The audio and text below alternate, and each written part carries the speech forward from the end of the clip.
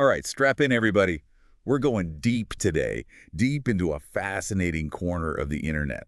We're talking about the Mandela Effect. Oh, yeah. Specifically, some pretty out there theories that connected to 9/11. Interesting. Our source. Mm. A single sprawling Reddit thread absolutely bursting with pop culture references, Okay. historical speculation, and, well, let's just say some very creative interpretations of reality. Right. Sounds like fun. It's going to be interesting for sure. Yeah. So what's really captivating about this particular thread is that the author uses pop culture, like, as a lens to examine the Mandela effect. Oh, okay. They look at these shared false memories, not just as simple glitches in our collective memory, but as potential signs of something way more profound, Right. Like shifting timelines. shifting timeline. Sorry to reality. Yeah. I mean, it's a concept that's really taken hold in popular culture, hasn't it? Oh, absolutely. Yeah. This whole idea that maybe we're not living in the one true reality. Right. That maybe there are these other versions of ourselves out there living out different lives. It's a very kind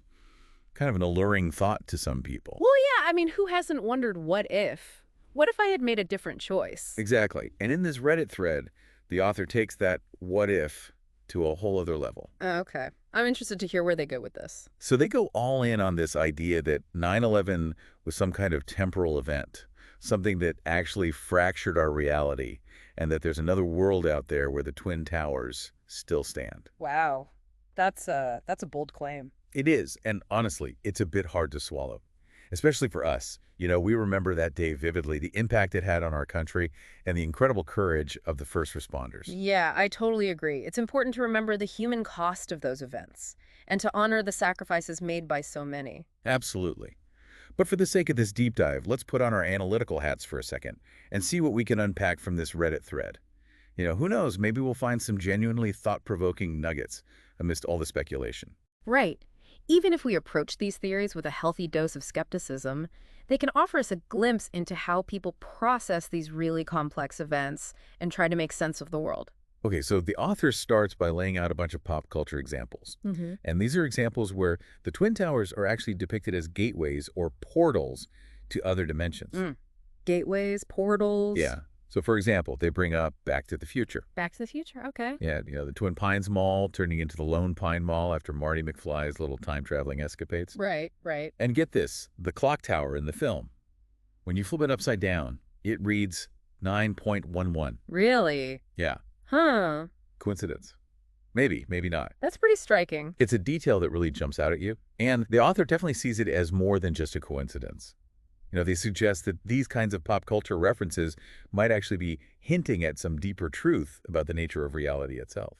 Okay, I'm intrigued. What other examples do they give? They bring up this Super Mario Bros. Movie, describing it as this, story of two dimensions merging. Yeah. The villain in the movie, President Koopa, who they say is a caricature of Donald Trump, tries to rule Manhattan from, you guessed it, The Twin Towers. the Twin Towers. Wow, it's interesting how they weave these seemingly unrelated films into this larger narrative. Right. It's like they're seeing a pattern emerging, this recurring theme of the Twin Towers as, points of convergence between different realities. Yeah, like some sort of nexus point. A nexus point. And the list goes on. They mentioned the Teenage Mutant Ninja Turtles, Okay. Power Rangers, Time Force, even a scene from Star Trek where an image of the burning Twin Towers flashes on a screen just as a timeline is correcting itself. It's like they're saying that pop culture is foreshadowing or maybe even reflecting these hidden truths about reality. And they connect all of this pop culture symbolism back to the works of Philip K. Dick. The science fiction writer who really explored those themes of counterfeit worlds and simulated realities. Oh yeah, Philip K. Dick, a visionary writer. Yeah. And Dick himself actually claimed to have experienced something like the Mandela Effect. He believed that he was actually tapping into alternate versions of reality through his writing.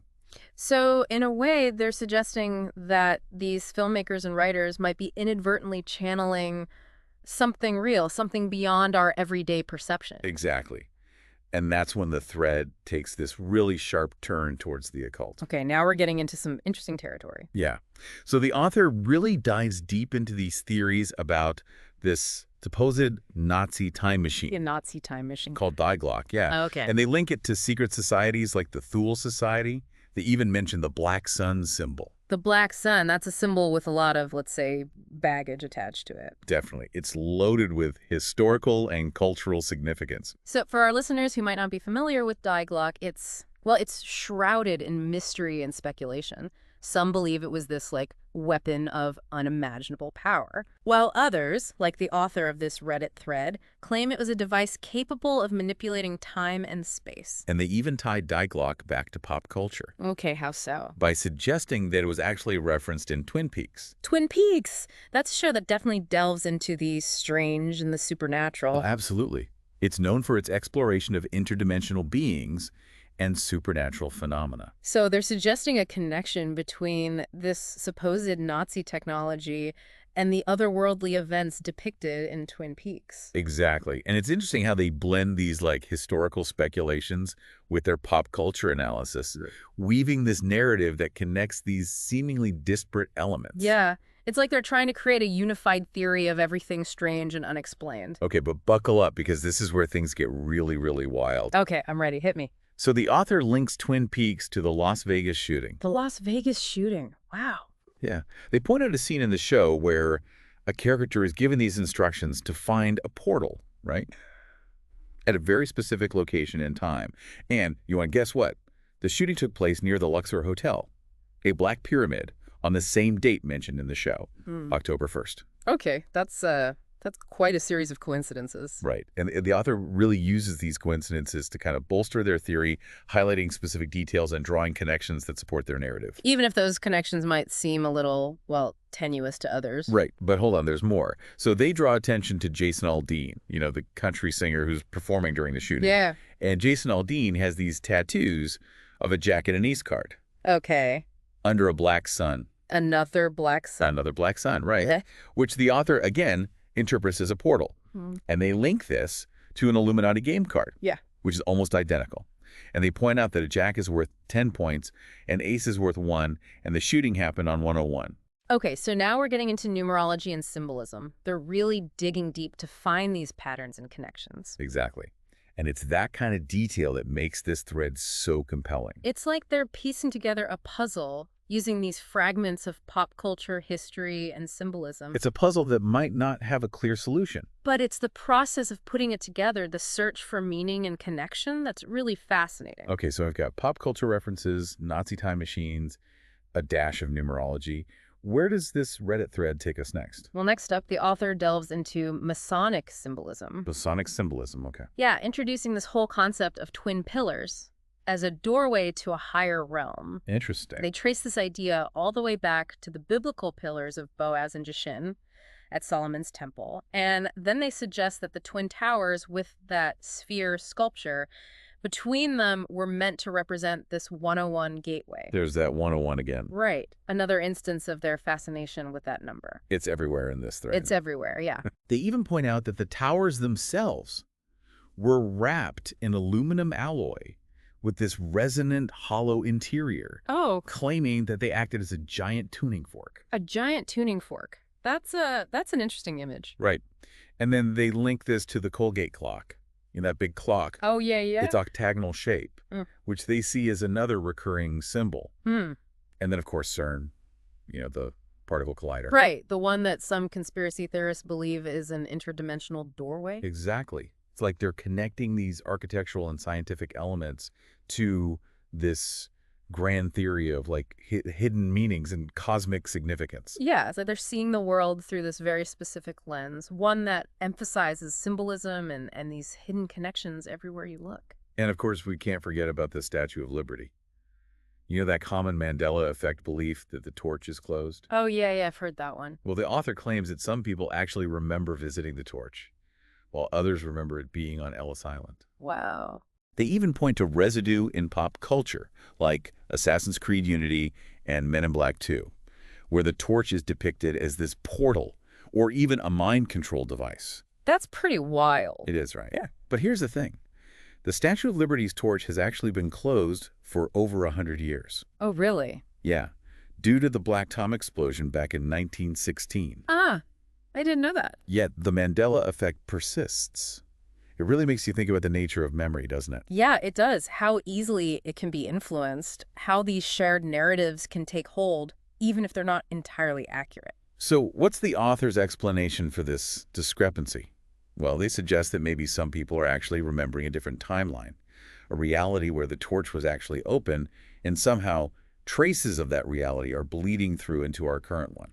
It's a fascinating idea. I mean, the possibility of multiple timelines and alternate realities is definitely a tantalizing one, but it's also important to consider more grounded explanations. Right. Like maybe it's just a case of collective misremembering. Exactly. Our memories are not perfect. They can be influenced by all sorts of things. Okay, so we've got a lot of speculation, a lot of symbolism, a whole lot of pop culture references. But what are we supposed to make of all of this? Is there any real substance to these theories, or is it just, a fun exercise in mental gymnastics? That's the million-dollar question, isn't it? While I can't say I personally subscribe to the idea of time travel or shifting realities, I can appreciate the creativity and the effort the author has put into constructing this elaborate theory. Yeah, they've definitely done their homework, connecting these dots in ways that are, well, let's just say, very thought-provoking. It's a reminder that people are constantly searching for meaning, searching for patterns, even in the most random or seemingly unconnected events. Yeah, trying to make sense of this complex world we live in. Exactly. And sometimes those patterns lead them down these pretty fascinating rabbit holes. Absolutely. Okay, so before we wrap up our exploration of this Reddit thread, I want to touch on a couple more intriguing ideas that the author throws out there. Okay. First up, the rose window. They see it as this portal to other dimensions, connecting it to that whole twin pillars symbolism we talked about earlier, and they claim that older cathedrals, which often feature a rose window flanked by two towers, were actually built to harness this energy. The rose window.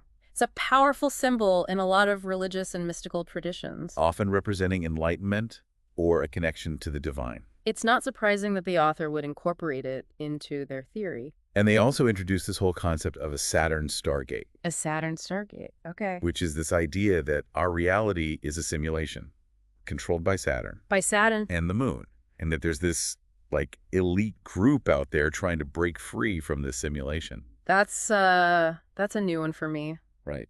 It's a pretty wild idea. It definitely is. But it also kind of speaks to this deep-seated human desire for transcendence, like the sense of purpose beyond the mundane. Yeah, like we're all trapped in this cosmic video game. Right. And some of us are trying to find the cheat codes to break free. Then the author connects the sphere sculpture, the one that stood between the Twin Towers, Yeah. to the Kaaba. Kaaba. Yeah, that cube-shaped structure in Mecca. Yeah. That sits between two pillars under a clock tower with a crescent moon on top. I see where they're going with this. They're drawing these parallels between these ancient structures and modern-day events. And even see similar symbolism in the video game Fortnite. Fortnite? Really? It's everywhere, man. It's everywhere. And to add another layer of intrigue, they believe that MH370's disappearance, like 9/11, was part of this Saturn Stargate ritual, a sacrifice to the god of time. That's getting pretty out there. It is. But this idea of ritual sacrifice, it's a common element in a lot of conspiracy theories, especially those involving secret societies and the occult. Right. It taps into our primal fears about the unknown. Exactly. This idea that there are these powerful forces out there manipulating events beyond our comprehension. Okay, one final twist before we move on. Remember Hurricane Erin? Hurricane Erin, refresh my memory. That massive hurricane that was headed straight for New York on 9/11. The author points out that it suddenly turned away after the towers fell. It's definitely a strange coincidence, but attributing it to some grand conspiracy requires, well, a pretty big leap of faith. Right. But of course, the author has a theory. They connect Hurricane Erin to HAARP.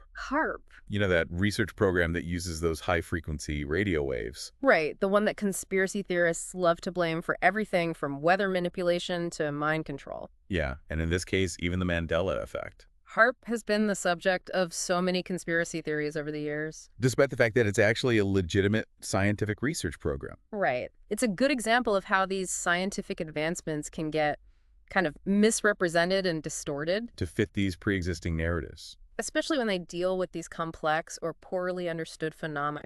Well, we've covered a lot of ground here. from pop culture references to Nazi time machines, occult symbolism, and even a little meteorology. It's been a wild ride through the mind of this one Reddit user. Yeah, a real deep dive into their very unique interpretation of the Mandela Effect and 9/11. It's given us a lot to think about, hasn't it? Definitely. It's a fascinating glimpse into how people process these really complex events and try to search for meaning in a world that can often feel very chaotic and unpredictable. Okay, so we're back. Back for the final stretch of our deep dive into this Mandela Effect and 9/11 Reddit rabbit hole. As we've been sifting through this thread, I've been thinking about how compelling some of these connections seem at first glance. It's easy to get swept up in the mystery, the intrigue, especially when the author presents such a detailed, elaborate theory. It's true. The human mind is naturally drawn to patterns, connections. We crave explanations, especially for events that are traumatic or difficult to comprehend. And sometimes it's just fun to entertain those what-if scenarios, right? To imagine that there's more to reality than meets the eye. Absolutely. I mean, a healthy sense of curiosity and wonder, that's what drives us to explore new ideas, challenge our assumptions about the world. Well said. Hmm. So with that in mind, let's take a look at a few more intriguing comments from this thread before we wrap things up. One user brings up this thing called the doctrine of convergent timeline paradox, Okay. which suggests that multiple timelines are actually stacked on top of each other, allowing for things like interdimensional travel and even like a cosmic battle for soul energy. Wow. Multiple timelines stacked on top of each A other. lot to take in. It is. It's a very visually striking image. And this idea of multiple timelines converging, it's a popular theme in science fiction fantasy. Right. It allows for the possibility of alternate realities, parallel universes, even the idea that our choices can influence the course of history in ways we might not even fully grasp. So this user goes on to suggest that the Illuminati are building arcs to Okay. survive some apocalyptic event, potentially linked to a Stargate opening in 2012. Mm. They even connected to the rogue J-Rods, which are, get this, supposedly a race of future human ETs trying to manipulate our timeline. Okay, now we're getting into some real science fiction territory. I know, right? It's clear that this user is pulling inspiration from all sorts of sources. Right. Blending elements of conspiracy theories, science fiction, even mythology to create this really complex and multi-layered narrative. Yeah. It definitely makes for an entertaining read, even if it does kind of stretch the limits of believability. It's important to remember, though, that these are just theories, Right. interpretations of events based on speculation and personal beliefs, not necessarily like evidence-based conclusions. Agreed. Another comment that caught my attention was about the Dark Tower series by Stephen King. Oh, The Dark Tower. I love those books. So the user sees parallels between the rose window symbolism and this idea of a dark tower holding together multiple realities. And they point out that these D-wave quantum computers, which some believe can compute into parallel timelines, look like black cubes or dark towers. And get this, the creator of these computers is named Dr. Geordie Rose.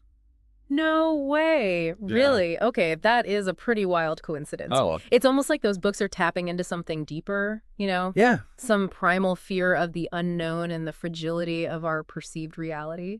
Maybe there's something to that. Another user made a really interesting point about the Statue of Liberty as a symbolic portal. Not because of any supernatural properties or anything, but because of its historical role as a gateway for immigrants coming to America. I thought that was a really insightful take. Yeah, absolutely. It's a good reminder that symbols can hold so many different layers of meaning, you know? Often reflecting both our personal experiences and our collective history. The Statue of Liberty, for all its grandeur, is ultimately a human creation, imbued with the hopes, dreams, and aspirations of those who built it, those who sought refuge in its shadow. Well said. So as we reach the end of our deep dive here, what are some key takeaways from this exploration of the Mandela Effect and 9/11, through the lens of this Reddit thread? I think it's important to remember that this was just one person's interpretation. Right. A collection of their thoughts, observations, and connections. It's not necessarily a reflection of, reality or even a widely held belief. Right. And while Mandela Effect is a real phenomenon, it's a documented example of how our memories can be fallible, influenced by various factors. There's no scientific basis for believing that it's caused by time travel or shifting realities. As for 9/11, well, while conspiracy theories abound, It's crucial to remember that this was a real tragedy that had a profound impact on countless lives. And we need to approach this topic with sensitivity, respect for the victims, their families, and the first responders who, risked their lives to save others. Absolutely. And we also want to acknowledge the bravery and sacrifice of our military personnel. Hmm. Those who defend our nation, protect our freedoms. We may delve into these conspiracy theories on this show, but we never forget the real heroes out there, the ones who put their lives on the line every single day. Well said. So what does this all mean for our listeners out there? I think it's a reminder to approach information with a critical eye.